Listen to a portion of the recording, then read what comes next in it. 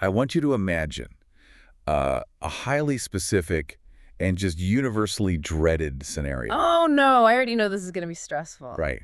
Okay, so you're standing in the middle of a brightly lit, incredibly noisy airport terminal, Mm-hmm. and the fluorescent lights are doing that awful buzzing thing overhead, casting that sort of strange, sterile glow over everything. I can picture it perfectly. Yeah, and the PA system is echoing with, final boarding calls for flights to cities you aren't even going to. The sheer volume of human movement around you is just completely overwhelming. It's sensory overload, honestly. Exactly. So you're standing near the check-in desk, and you reach into your jacket pocket to grab your passport. Oh. And your hand meets, well, nothing. Just the empty, terrifying fabric of your pocket. That is the worst feeling in the world. It really is. So you do the frantic double pat, Right, the pat-down. then the triple pat. You swing your backpack off your shoulder.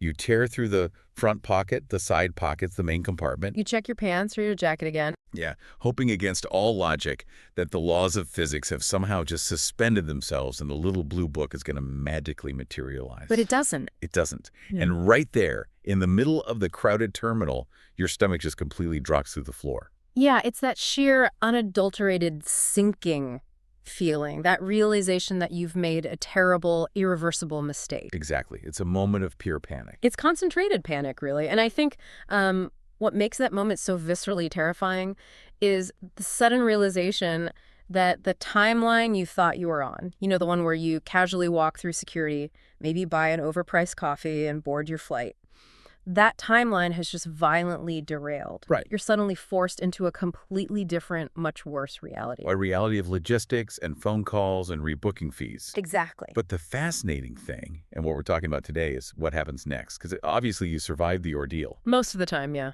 Right.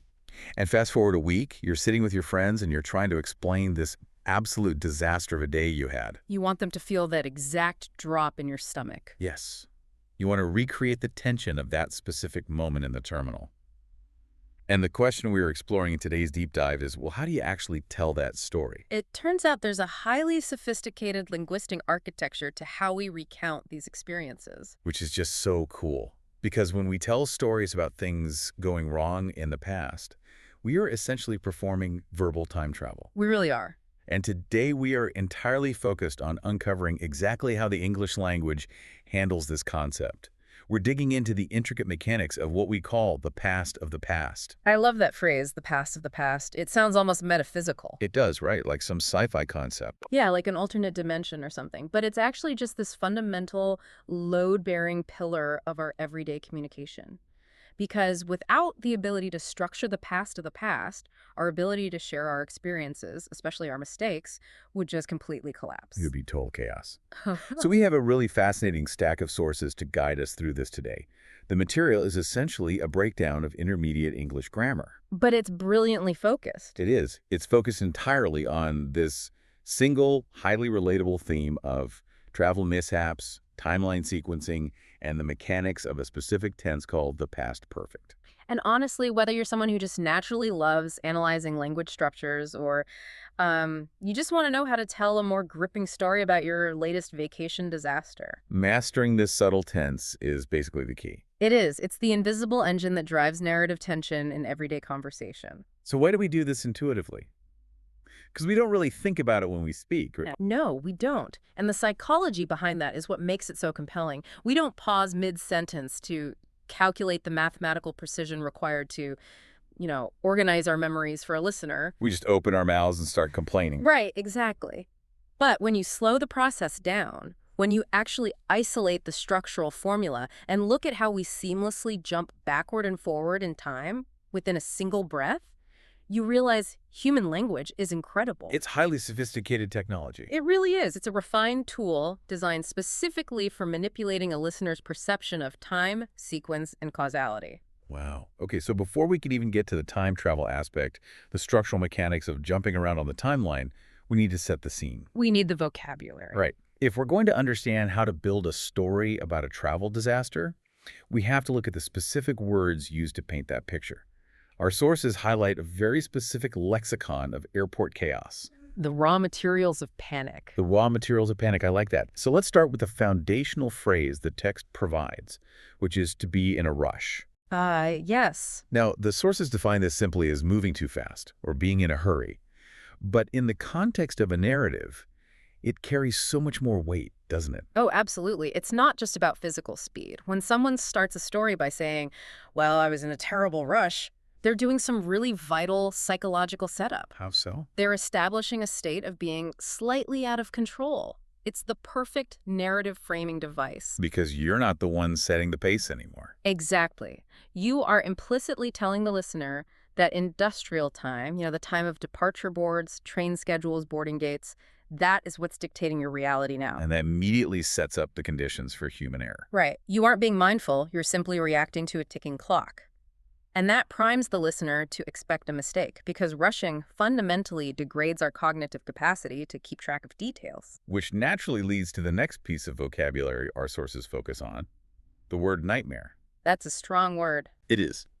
The text points out that while a nightmare literally means a bad dream during sleep, in this context, it refers to a terrible real-life situation. We constantly say things like, oh, getting to the airport was an absolute nightmare. And the semantic evolution of that, applying a sleep word to a waking event, is brilliant. It speaks volumes about how we process stress. Why do you think we choose that specific word for a delayed flight or a lost bag? Well, think about a literal bad dream. The defining characteristic of a nightmare is a profound feeling of being trapped, right? Yeah, like you're trying to run, but your legs won't move. Exactly. You're subjected to forces completely beyond your control. In a nightmare, the laws of normal reality, like logic and physics, they seem suspended. The monster is always faster than you. No matter how hard you run. Right. So in an airport terminal, when you realize you've lost your passport, you experience that exact same paralysis. The massive bureaucratic machine of the airport becomes the monster, and your agency is completely stripped away. It's a dramatic exaggeration, sure, but it's one we all accept without question because the emotional resonance is so spot on. It really is. Nobody is actually hunting you through a dark forest, but it totally feels like it. I like to think of like an action movie sequence. How so? Well, the ticking countdown timer on the bomb is entirely out of your control. You're forced into the role of an action hero. But instead of trying to save the world, you're just this sweaty, panicked person trying to find Terminal C before they close the heavy glass doors. That's a great analogy. And that invisible countdown timer is represented by the critical verbs and nouns that our sources lay out next. These are the load-bearing pillars of the airport narrative. Right, let's look at those. We have the verbs of failure, like to miss a flight or to miss a train. We have the verb of cognitive impact, which is to realize. And we have the verbs of human frailty, to forget, along with its past forms, forgot and forgotten. And then the physical objects that trigger the panic. Yes, the passport, the boarding pass. Hmm. And crucially, the physical obstacles, specifically the security check. I think we need to linger on these specific terms for a second, because they inherently contain a sense of urgency, friction, and finality. Friction is a great word for it. Think about the concept of a security check within the architecture of a story. A security check is never introduced as a polite, casual formality. No, it's a bottleneck. Structurally, it functions as a physical and bureaucratic barrier. It's a choke point designed specifically to halt your momentum. It's the moat you have to cross to get to the sanctuary of the gate. And usually the drawbridge is moving incredibly slowly and the guards are, meticulously inspecting everyone's shoes while you stare at your watch in absolute agony. Precisely. It's a space designed for scrutiny, not speed. And then our sources introduce the ultimate verb of finality in this environment, to take off, or in its past participle form, taken off. In a travel disaster story, that is the point of no return. Irreversible. Once a plane has taken off, the narrative tension evaporates into pure defeat. You cannot unring that bell. No, you can't. The physics of a multi-ton aircraft leaving the ground serve as the ultimate metaphor for missed opportunities. You can sometimes negotiate with a gate agent, but you cannot negotiate with a plane that is already 30,000 feet in the sky. So true. Okay, so we have all these incredibly stressful, emotionally charged vocabulary words scattered on the table in front of us. The rush, the nightmare, the realization, the security check, the takeoff. Exactly. We have all the raw ingredients. But here's the problem. Having the vocabulary isn't enough to actually tell the story. Oh, it's not. Because if you sit down at a dinner party and just start shouting these isolated words at your friends like rush, passport, security, nightmare, take off, they aren't going to feel the narrative tension. They're going to think you've completely lost your mind. Right. You have the raw ingredients, but you lack the architecture. You need a structural framework. You need grammatical glue to hold these chaotic, stressful events together in a way that allows the listener's brain to process the sequence of events without getting hopelessly confused. Which brings us to the absolute core of our deep dive today.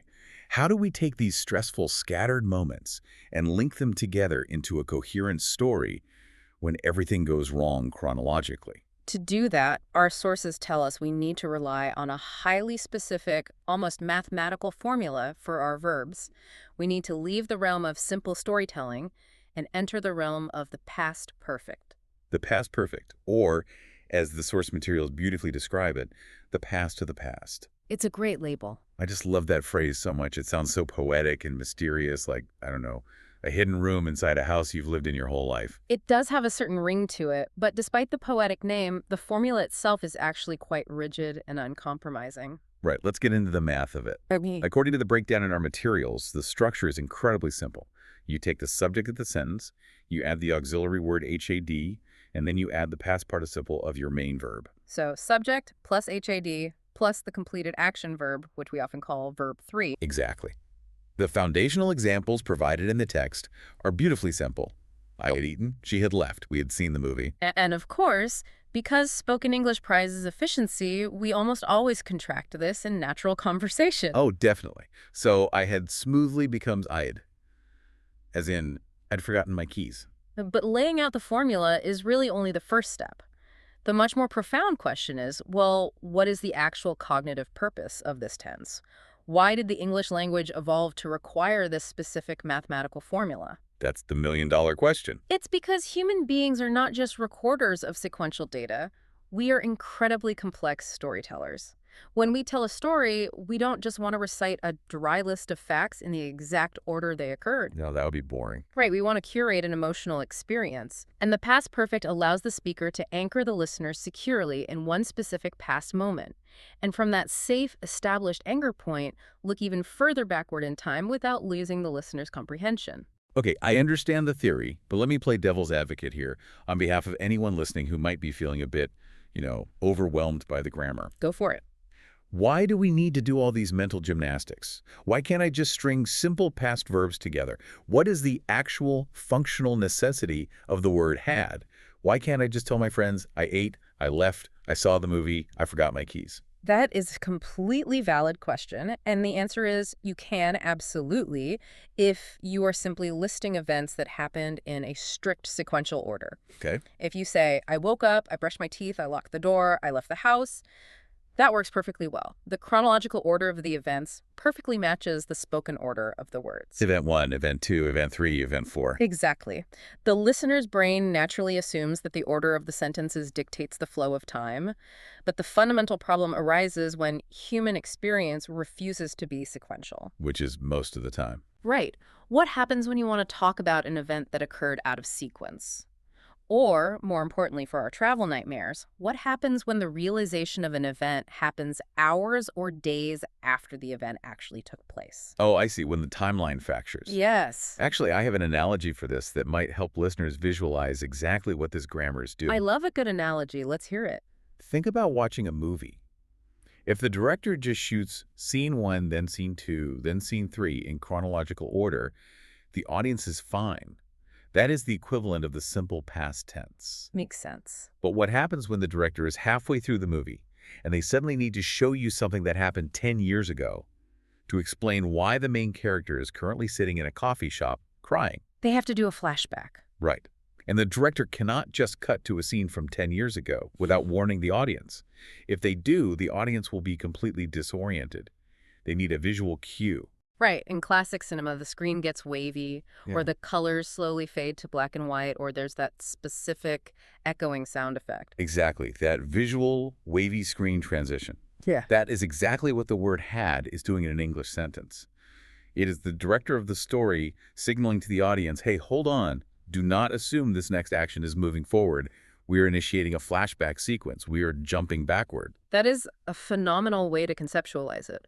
The word had is the wavy screen transition of the spoken word. The wavy screen transition, yes. It tells the listener's brain to temporarily suspend the forward momentum of the current timeline and retrieve a vital piece of information from deeper in the archives.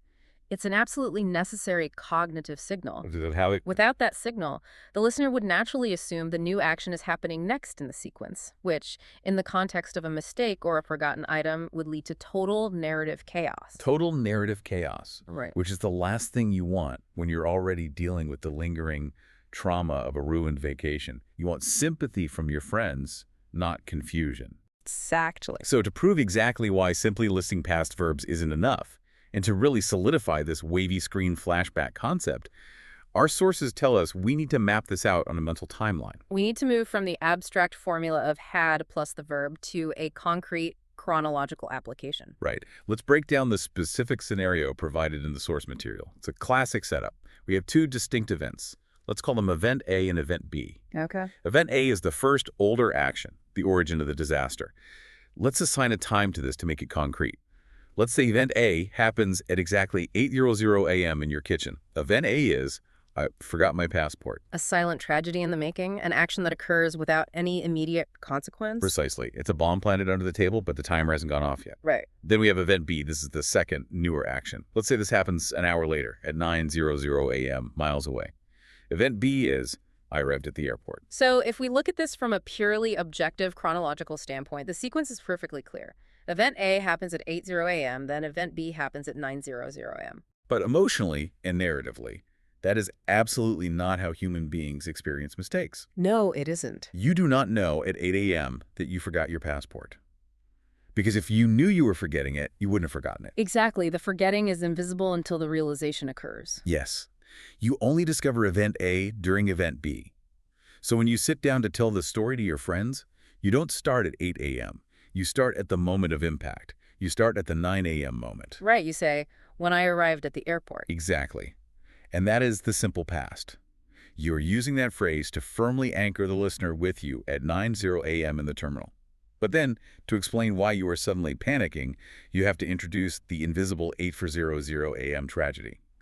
So the combined correct sentence becomes, when I arrived at the airport, I realized that I'd forgotten my passport. Had forgotten. The past perfect. And the source material gives a very helpful instruction here for the listener. They suggest drawing a mental visual. Oh, the timeline visualization. Yeah. Picture a literal timeline in your head. A straight horizontal line stretching from left to right. The action furthest to the left, the oldest point in time, is always designated by the past perfect. I want everyone listening to actively visualize this left to right timeline right now. Imagine you were standing on that straight line at the 9:00 mark. Okay, I'm there. That 9:00 a.m. mark is the simple past. That is you, standing near the check-in desk, listening to the fluorescent lights buzz. You look down, you pat your pockets, and you panic. The past perfect is the equivalent of pulling out a high-powered telescope right there at the 9:00 a.m. mark, turning around and looking backward down the line to the left, peering all the way back to 8 a.m. to see your little blue passport sitting quietly, uselessly on your kitchen table. I love the telescope analogy. And the telescope itself, the mechanism that actually allows you to see backward, is the word had. And we really must emphasize how the past perfect completely and utterly eliminates ambiguity in this scenario. Consider the alternative. What if you didn't use the telescope? What if you didn't employ the wavy screen transition? Exactly. What if you just stubbornly relied on the simple past for every single action? Your sentence would be, when I arrived at the airport, I forgot my passport. Which sounds completely absurd to a native ear. It really does. It implies a bizarre, almost comical sequence of events. Because the brain assumes sequential order when hearing the simple past, that sentence literally implies that you successfully arrived at the airport with your passport securely in your pocket, walked through the sliding glass doors, and then intentionally or accidentally took it out and just left it on a bench right there in the terminal. Exactly.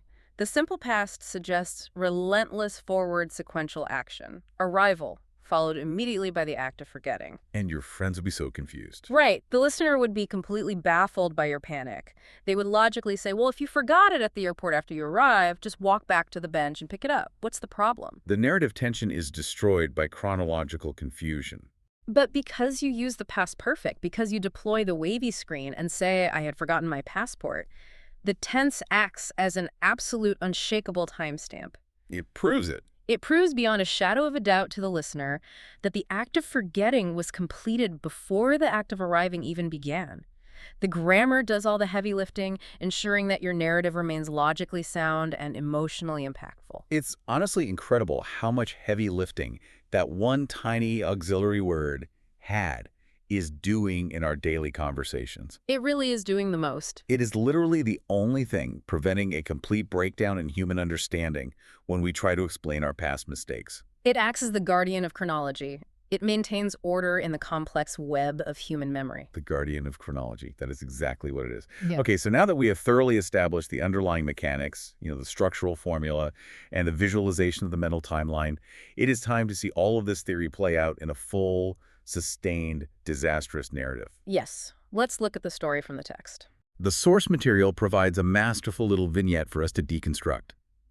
It's a story titled, simply and ominously, The Missed Flight. This is a phenomenal practical application of everything we've discussed so far. It takes all the theoretical concepts, the vocabulary, the timeline, the telescope, and weaves them together into a fluid, highly recognizable narrative. It perfectly demonstrates how intuitively a skilled speaker jumps back and forth on that mental timeline to manipulate the listener's focus. So let's break it down. Let's walk through the tragedy of our protagonist, a traveler named Lukas. We are going to deconstruct this sentence by sentence. Okay. According to the text, the story begins with a simple premise. Lukas wanted to fly to London. That is our setup. It uses the simple past. It establishes a straightforward desire. Right. But then, almost immediately, the nightmare begins. The text says, when he arrived at the airport, he realized something terrible. Boom. There's our 9:00 a.m. anchor point. The realization, the drop in the stomach. And what exactly did he realize? He had left his passport on the kitchen table. And there's the telescope deployed immediately, event 1, the event furthest to the left on the timeline. Had left. Well, the past perfect. Yes. The past perfect instantly, almost violently, transports the listener away from the chaotic, noisy airport terminal and drops them into the quiet, domestic scene of the kitchen table earlier that morning. We see the passport sitting there. So, Lukas is anchored at the airport, but his mind is in the kitchen. What does he do? He goes into absolute crisis mode. As one does. The story continues, pushing the timeline forward. He took a taxi back home. Simple past. He is taking action. Right. But then the sentence structure shifts again. After he had found his passport, he raced back to the airport. This is a crucial moment to pause and notice the structural rhythm the speaker is using. After he'd found his passport, he jumps back into the past perfect. Why use it here, though? He's already home. To show that the stressful act of tearing the house apart to find the passport was fully definitively completed before the race back to the airport began, it establishes a rigid, impermeable boundary between the two actions. Oh. First, the passport was secured. That action is sealed in the past. Then, and only then, the frantic race resumed. Right. Because if he had just said after he found his passport, he raced back, using the simple past for both. I mean, it's grammatically fine, but it gives it this profound sense of a completed mission, a definitively checked box in the middle of a chaotic day. Exactly. Okay, so he's racing back. The narrative momentum is building. He ran to the security check, simple past. He's moving forward in narrative time. He's making progress. But the line was huge. But the line was huge. The dreaded barrier materializes. The moat. The moat. So he is agonizingly stuck in this huge line, watching the clock tick down. And then we get the climax of the story, the devastating conclusion. By the time he reached the gate, it was too late. The plane had already taken off. A completely crushing ending, and again, grammatically flawless in its execution of narrative tension. The plane had already taken off. Think about the cinematic framing of that moment. It's heartbreaking. He finally gets through security. He sprints down the concourse. He arrives at the gate, breathless and hopeful. He looks out the massive glass window, and there is just an empty, oil-stained patch of tarmac. The plane is gone. The action of the departure happened entirely independently of his arrival, and it was completed before he even got there. It is the ultimate wavy screen flashback to a catastrophic event he didn't even get to witness. If we dissect this entire story, stepping back to look at the whole architecture, what stands out to you about how the speaker is manipulating the listener's orientation in time? Honestly, what stands out to me is the sheer fluidity of it. The speaker constantly jumps between the two tenses without ever once making the listener feel confused or lost. It's seamless. We bounce from the simple past words like arrived, realized, took, raced, ran, was, which acts as the engine of the story, propelling the action forward like a relentless, stressful drumbeat. Forward, forward, forward. But then right at the exact moments when we need crucial context or a sense of finality, the speaker drops in the past perfect, had left, had found, had taken off. It freezes the frame. It suddenly freezes the frame, pauses the drumbeat, and gives us the vital backstory. It keeps the listener perfectly oriented in time. It's like a complex choreographed dance. Forward, forward, backward, forward, forward, backward. It is a narrative dance. Right. And it requires a really high degree of cognitive flexibility from both the speaker and the listener. It does. And the story ends with one final, deeply melancholic note. A sigh of profound regret. Yeah, the text says Lukas stood there, sighed, and thought, if only I had checked my bag this morning. Only I had checked. Man, that hits so hard. That single sentence really illuminates a deeper truth about this grammar, I think. It points out how the past perfect is intrinsically, inextricably tied to human regret. Oh, absolutely. It is the tense we intuitively reach for when we wish we could rewrite the timeline. You can't just say, if only I checked my bag. It doesn't carry the same emotional weight. It feels flat. It doesn't have the yearning. Right. If only I had checked.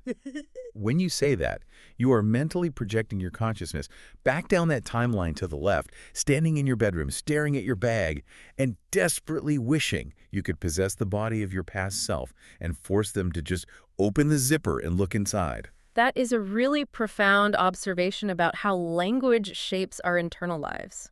The past perfect isn't merely a dry, mechanical tool for recounting chronological facts. It is the grammatical vessel for counterfactual thinking. Counterfactual thinking. Yes. It's the psychological process of generating alternative realities to events that have already occurred. It is how we express the agonizing distance between what actually happened and what could have happened. We're building alternate universes. Exactly. We use the past of the past to build incredibly detailed alternate universes in our minds. Universes where we didn't forget the passport, where there was no traffic, where we caught the flight. The grammar provides the structural foundation for our regret. It's heartbreaking, really, when you think about it. The past perfect is the linguistic architecture of regret. It is. But within that heartbreaking story of Lukas and his missed flight to London, there were a couple of specific words that were doing a massive amount of the heavy lifting. The trigger words. Yes, specific trigger words that acted as neon signposts, signaling loudly to the listener's brain that a time jump was happening or that a boundary was being set. Our sources dedicate an entire section to the nuance of these precise words, so we need to look closer at them. Let's delve into the psychological weight of the words already and by the time. These are what the materials categorize as advanced time words. They are the linguistic triggers that make the complex timeline immediately obvious and intuitive to a native ear. They add the flavor. Right. They add crucial emotional texture and narrative nuance to the raw mathematical formula of HAD, plus the completed action verb. Let's start with already. The text defines this very simply as a word used to show that an event happened sooner than expected. The foundational example they give is the movie had already started when we sat down. And if we deeply analyze the psychological weight of this specific trigger word, we find that already carries a very potent emotional payload. It really does. It almost always conveys a sense of surprise, disappointment, or a deeply frustrating sense of inevitability. When you say the movie had already started, you aren't just dryly stating a fact about the timeline. No, you're venting. You are expressing the very specific disappointment of missing the opening credits, the previews, the establishment of the atmosphere. You expected one reality, arriving on time, finding your seat, settling in, but the universe ruthlessly delivered a different one. It really is the cruelty of already. It's the word that explicitly tells you that the world did not wait for you. The plane had already taken off. The knife twist. It is a knife twist. The word already just twists the knife in the wound. It means not only did the plane take off, but it probably took off 10 minutes ago while you're still frantically hopping on one foot trying to get your shoes back on at the security check. Exactly. It highlights your own personal failure to keep pace with the relentless march of the world around you. Precisely. It emphasizes the stark, unbridgeable mismatch between your internal expectation and the timeline's objective reality. The world moved on without you, and already is the grammatical proof. Wow. And then we have the second highly nuanced phrase highlighted in the source material, by the time. The phrase that the text defines as meaning at the moment that. Right, and the example given is quite dramatic. By the time the police arrived, the thief had escaped. By the time impertinent is a fascinating grammatical construct because of how it manipulates the listener's anticipation. It sets a rigid, inflexible boundary in the narrative. It establishes a definitive point of no return. Like drawing a line in the sand. Exactly. When a speaker uses by the time, they're intentionally creating a collision course between two independent timelines. Timeline A is the police arriving with their sirens blaring. Timeline B is the thief slipping out the back window. The phrase by the time marks the exact tragic intersection where timeline A arrives too late to have any effect whatsoever on timeline B. I can relate this directly to incredibly mundane everyday experiences, and I'm sure anyone listening can too. By the time tact is the ultimate phrase of the missed opportunity. Oh, for sure. It's the grammar of arriving just a fraction of a second too late. Think about waking up early on a Sunday morning, driving all the way across town to that one incredible, highly rated bakery, standing in a long line, finally getting to the glass counter, only to hear the cashier say those devastating words. Let me guess. I'm so sorry, but by the time you got here, we'd already sold out of the almond croissants. A minor tragedy, but grammatically identical to the missed flight. Truly. And look at how that bakery sentence is constructed. It combines both of the trigger words we just discussed to maximize the emotional impact. It really does. By the time sets the rigid, unyielding boundary of my arrival at the front of the line, and it already sold out, delivers the cruel, inevitable reality of the missing croissants. The timeline is perfectly established, the regret of not waking up 10 minutes earlier is palpable, and the narrative sequence is crystal clear to anyone listening. My arrival happened at 10 a.m., but the tragedy of the croissants happened out of my sight at 9:45 a.m. And because you implicitly understand the mechanics of the past perfect, your brain intuitively grasps the correct order of those events, even though the sentence physically ends with the oldest action. Exactly. The brain decodes the chronological reality regardless of the spoken word order. It's automatic. It is. So to test how well our ears and the listener's ears have adapted to these triggers and formulas, the source material provides a sort of final exam. Let's do it. We need to put all of this theoretical analysis into practice with a rapid-fire sequence breakdown. We're going to look at 4 very specific, sometimes humorous scenarios to solidify our understanding. Let's tackle what happened first. Detective game. This is an excellent exercise in cognitive synthesis. It forces us to strip away the emotion, the regret, and the panic of the narrative, and purely analyze the grammatical structure to determine the objective, undeniable timeline. We are looking exclusively for the older action in a complex sequence of events. Right. I am going to act as the detective here, along with everyone listening. Our singular goal is to find the oldest event, the event sitting furthest to the left on our mental timeline. And remember the visual cue we discussed earlier. Yeah. We are looking for the word HAD. The telescope. The word HAD is the telescope. It's the wavy screen. Wherever HAD is located in the sentence, that is exactly where the timeline started. Okay, magnifying glass in hand, let's analyze scenario 1 from the text. Okay, scenario 1. After I'd eaten dinner, I watched TV. Okay, detective mode engaged. I see 2 distinct actions presented in this sentence. Eaten dinner and watch TV. I scan the sentence for our chronological anchor. I had eaten. There is the telescope. Therefore, the older action, the thing that unquestionably happened first in the physical world, is eating dinner. Correct. This is a very straightforward, almost introductory construction. In this case, the grammar and the sentence structure align perfectly. The oldest action is mentioned first verbally, and it occurred first chronologically. It requires very little cognitive load to process. Nice and easy. Now, let's see what happens when the structure gets more complex. Scenario 2. Read it to me. Scenario 2. The house was quiet because the children had gone to sleep. Ooh, okay. We have a shift in the architecture here. 2 actions.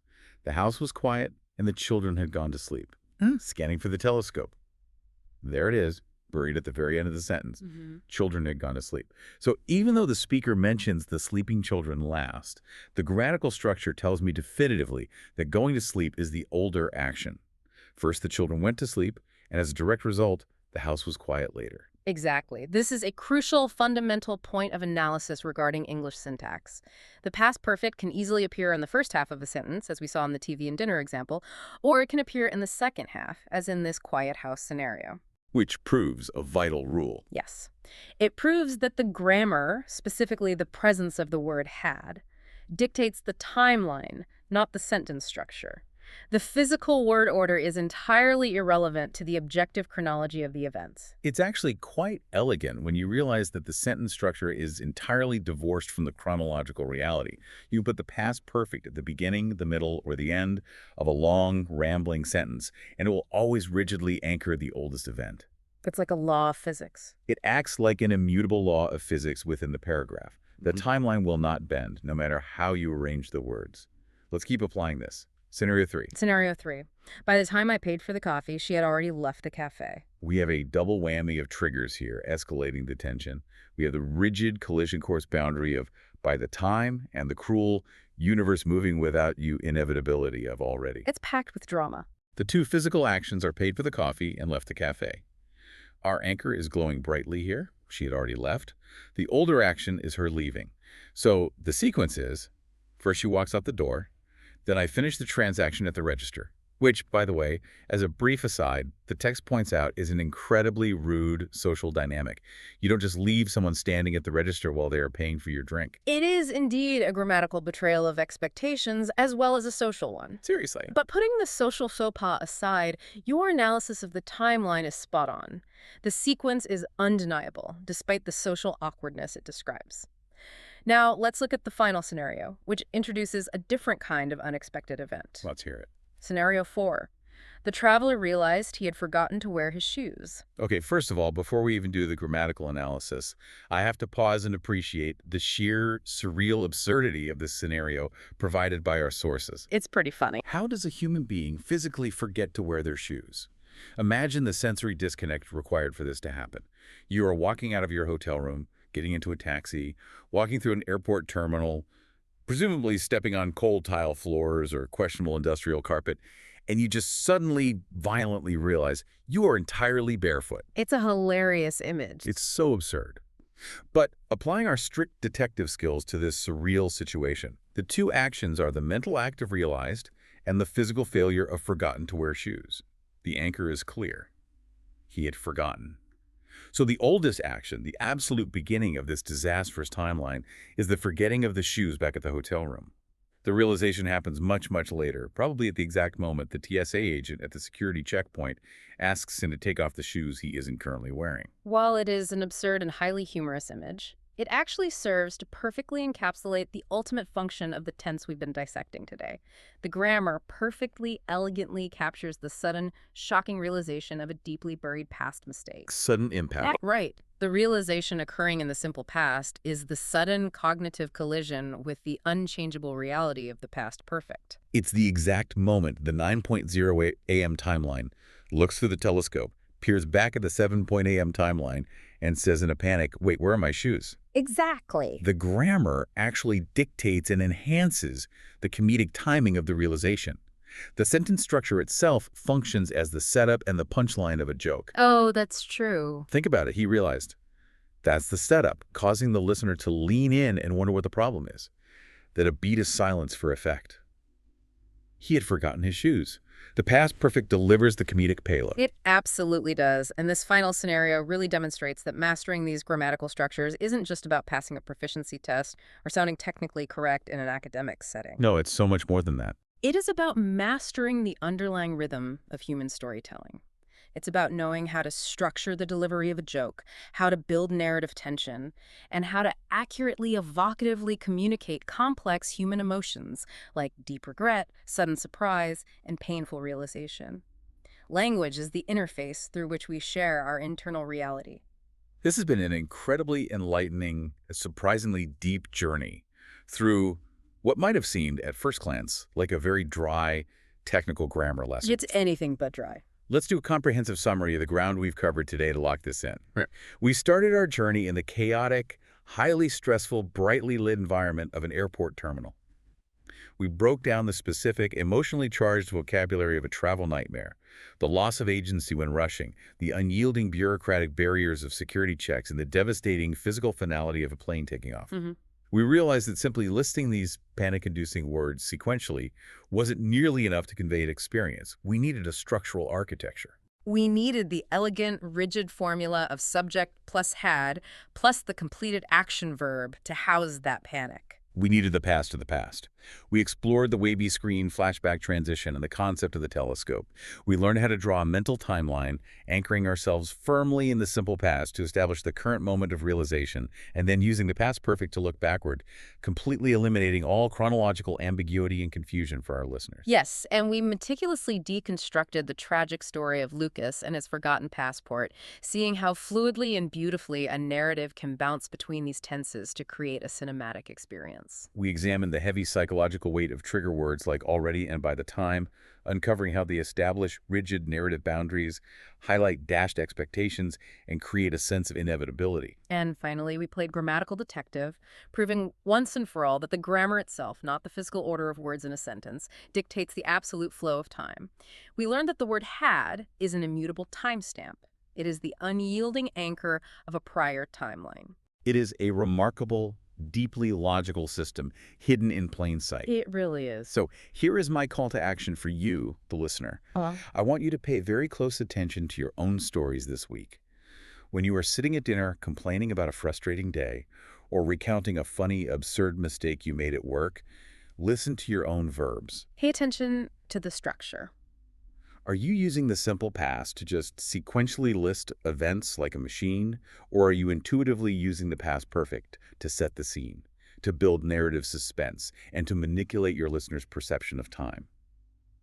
Notice how often you naturally reach for that grammatical telescope to show people the past of your past. Once you become aware of it, it will completely change how you view everyday conversations. You will start seeing this hidden linguistic architecture everywhere you look. Absolutely. And as we wrap up this deep dive, I want to leave you with one final, slightly philosophical thought to ponder as you go about your week. We've talked extensively today about how the past perfect is the foundational language of deep regret. The language of if only. It is the grammatical home of the agonizing phrase, if only I had. We use it to vividly structure our worst mistakes, our forgotten passports, and our missed opportunities in our minds. We use it to build those alternate realities where everything went right. So if the past of the past is the primary cognitive tool we use to recount our most stressful moments, does our ability to grammatically structure and compartmentalize these timelines actually change how we physically process our own memories? That's a huge question. When we stand in that brightly lit airport terminal, patting our empty pockets in a sheer panic, does knowing how to perfectly grammatically narrate the tragedy actually help our brains survive the sinking feeling in our stomachs? Does putting the chaos into perfect chronological order somehow lessen the sting of the mistake? Think about it the next time you lose your keys. We'll catch you on the next deep dive.